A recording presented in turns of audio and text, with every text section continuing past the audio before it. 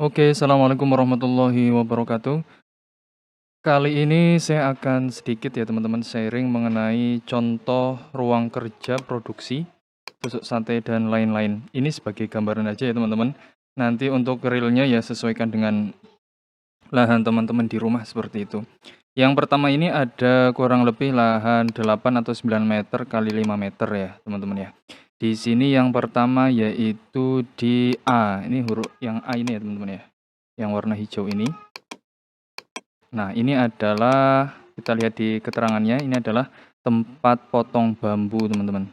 Ini adalah tempat bambu utuhnya. Tempat bambu utuhnya ya kurang lebih itu lebarnya 2 meter, panjangnya 5 meter gitu. Atau panjangnya 4 meter juga bisa. Nanti sesuaikan dengan pemotongan bambu yang penebangnya ya, 4 sampai 5 meter.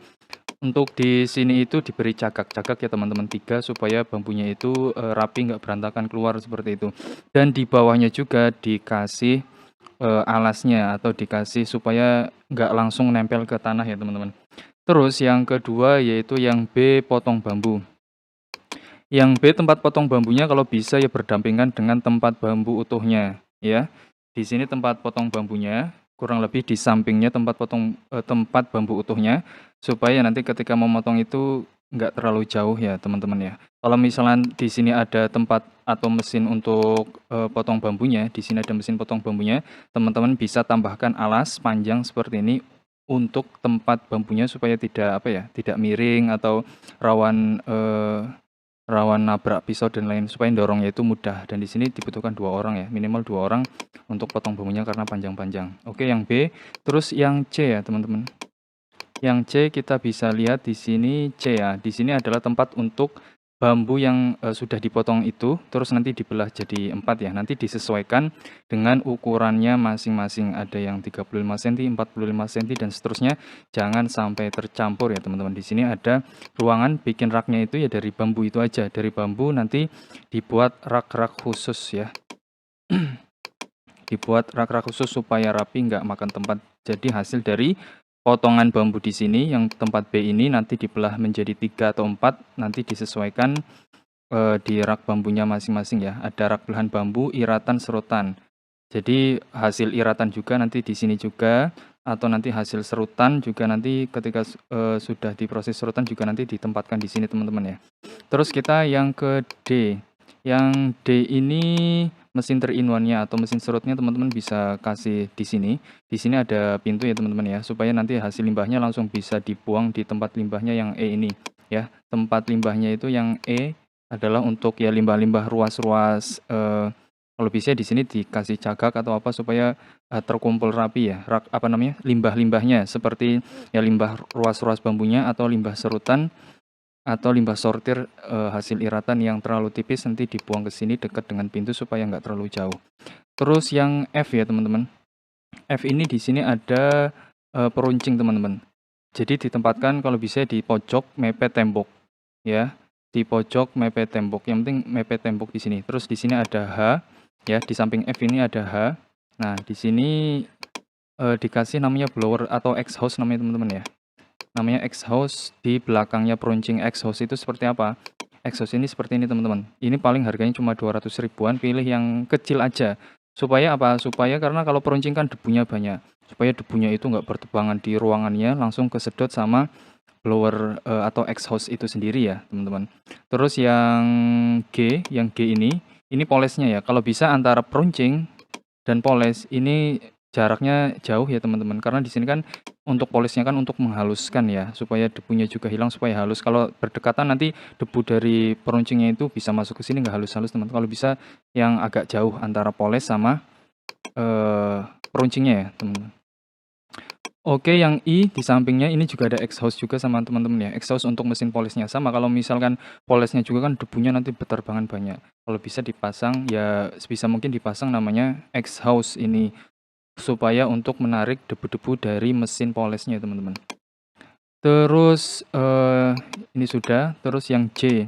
Yang J ini yang J ini hasil poles, ini tepat untuk hasil polesnya atau yang belum dipoles atau hasil yang dipoles, tumpuk setelah potong lidi. Jadi ketika pemolesan ini harus dipotong sesuai ukuran dulu ya teman-teman, di mesin potong bambunya juga bisa, ada yang 2-in-1 itu.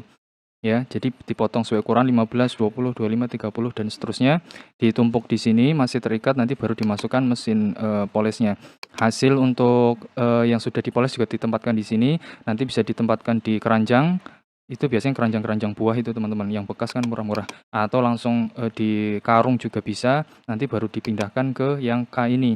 Hasil runcing yang belum atau yang belum, di bawahnya itu ya dikasih palet teman-teman ya, supaya nggak lembab. Palet bekas aja itu kan ada di pabrik-pabrik itu, atau toko bangunan mesti jual, paling harganya 10 ribuan, dikasih itu alasnya ya, dikasih alas supaya eh, tusuknya itu nggak lembab terus nggak berjamur ya.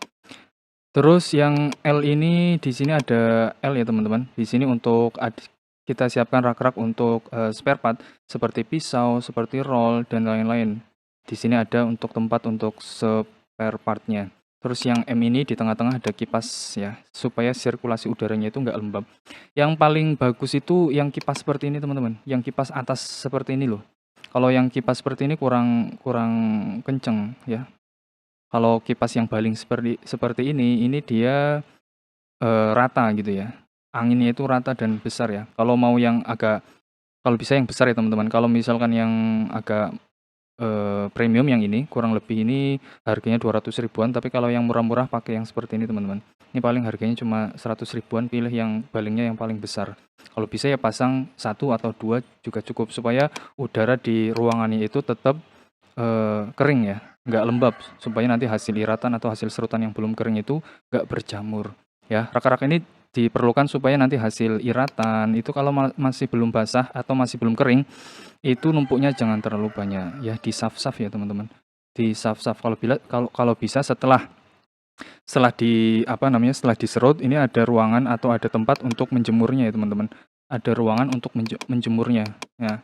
Ruangan ini khusus untuk menjemur iratan atau yang sudah diserut ini teman-teman ya. Kalau bisa lahannya luas, bawahnya di semen gitu, kayak misalkan pengeringan padi-padi, atau dikasih alas juga bisa, dikasih alas yang seng galvalum itu juga bisa, atau ya minimal pakai terpal di sini ya teman-teman. Kalau pengen panasnya maksimal ya di semen itu, di aci itu, seperti yang untuk pengeringan padi itu panasnya maksimal. Seperti itu. Dan di sini ini untuk tempat bambunya teman-teman, ini harus tertutup atapnya teman-teman ya, supaya nggak kena hujan ya, nggak kena hujan.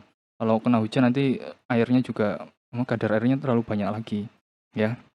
Oke, mungkin itu aja ya yang sekilas yang bisa saya sampaikan. Untuk real di lapangan ya sesuaikan dengan eee, lahan teman-teman di sana. Oke, kalau misalnya ada pertanyaan silahkan bisa komen di bawah ini, insyaallah mudah-mudahan bisa saya jawab. Terima kasih. Assalamualaikum warahmatullahi wabarakatuh.